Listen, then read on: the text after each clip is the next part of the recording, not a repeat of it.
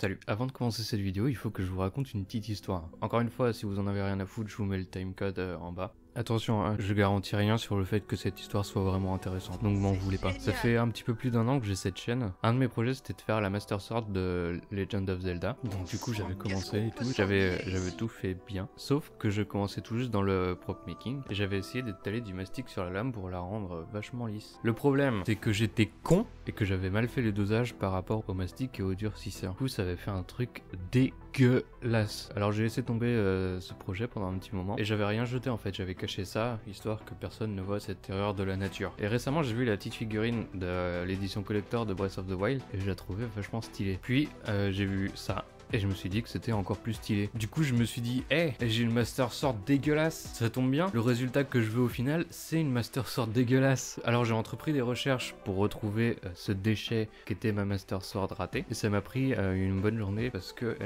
elle était assez bien cachée. Alors je vais vous montrer des images de comment c'était et je vais tout de suite vous dire de vous calmer parce que je sais que c'est dégueulasse mais je commençais tout juste. Donc calmez-vous. Calmez-vous. Du coup, voilà la Master Sword en question. Après, pas vraiment de réparation. En fait, le truc est encore plus défoncé qu'avant. Et on va faire en plus son socle avec de la avec de la lumière et de la fumée. Du coup, ben voilà pour l'histoire. Je vous avais dit que c'était pas super intéressant. Mais bon. Allez, générique et wait for it. Au boulot. Calmez-vous.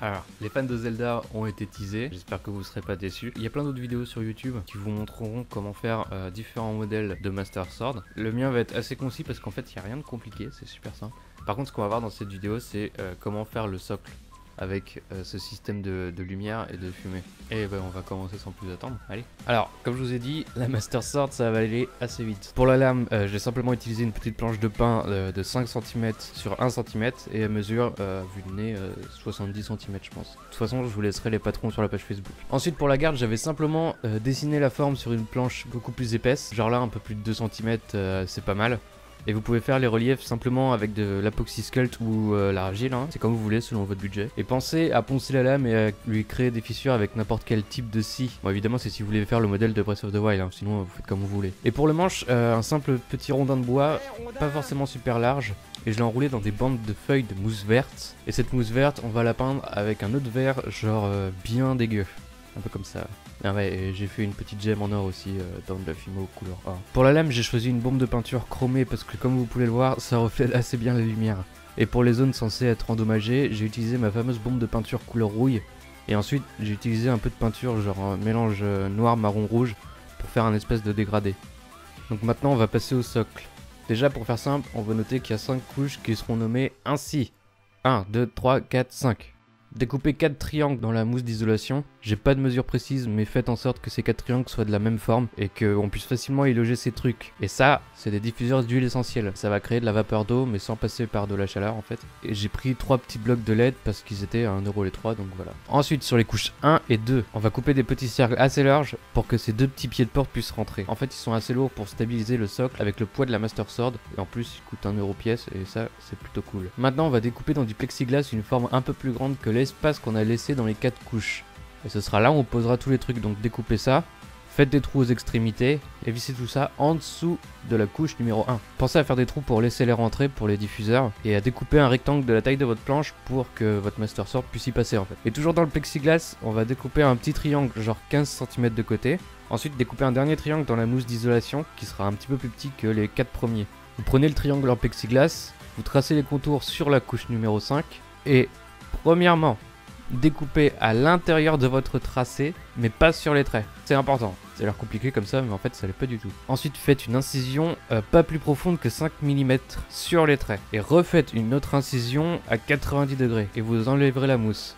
Et du coup, maintenant, vous pouvez voir que vous pouvez poser le triangle en plexiglas dessus. Et découper aussi un petit rectangle dans ce plexiglas pour y faire passer la Master Sword. Ensuite, collez ensemble les 4 premières couches et faites un système d'aimant avec la 5e parce qu'il faudra la retirer, sinon on pourra pas enlever les diffuseurs et tout. Et on a fini la partie super chiante.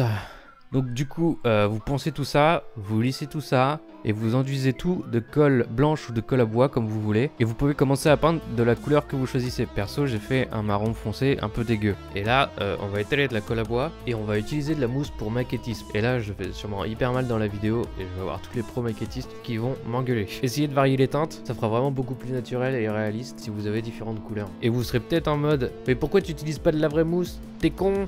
Alors ouais, si vous entreposez ça dans votre jardin, bah laissez la nature faire tout simplement. Mais si vous le foutez en intérieur, la mousse va pourrir. Et puis il y a plein de petits insectes dégueux dans la mousse, genre des acariens tout ça. Et je sais pas pour vous, mais moi je suis allergique aux acariens, donc voilà. Et une fois que vous aurez fini tout ça, vous aurez juste à tout mettre en place. Donc vraiment rien de compliqué. Donc comme vous l'aurez peut-être remarqué, les diffuseurs peuvent faire de la lumière colorée avec un peu n'importe quelle couleur.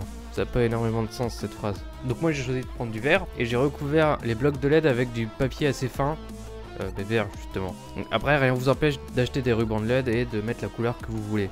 Et on peut voir sur la statuette du collector qu'il y a une petite fleur. Alors les fans m'excuseront mais je connais pas le nom de cette fleur. Donc moi j'en ai acheté une fausse à 3 €. C'est pas le genre de truc qu'il faut acheter pour votre copine ou pour votre mec. Parce que je pense qu'il va être déçu. Donc moi j'ai juste customisé un petit peu avec l'intérieur des pétales en bleu. Je l'ai fait avec une espèce de pastel à huile. Je sais pas exactement comment ça s'appelle. Mais honnêtement je pense que le résultat sera plus naturel si vous le faites à l'aérographe. Après il suffira simplement de planter la fleur dans la mousse et ça tiendra tout seul. Et une fois que vous aurez fini tout ça, vous aurez juste à tout mettre en place, rien de compliqué. Et vous aurez juste observé le résultat qui donnera normalement assez bien dans le noir.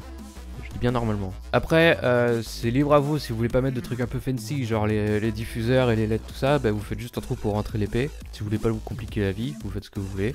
Je vous rappelle encore une fois que vous êtes complètement libre sur les couleurs que vous choisissez, donc expérimentez et voyez ce qui vous va le mieux, c'est le meilleur à faire. Et bah voilà, c'est tout pour moi. J'espère que vous avez aimé cette vidéo. Comme d'hab, laissez en commentaire vos idées pour la prochaine vidéo. Moi je vous donne rendez-vous dans 2 semaines. Bisous, joie et félicité sur vous. Et moi je vous dis salut!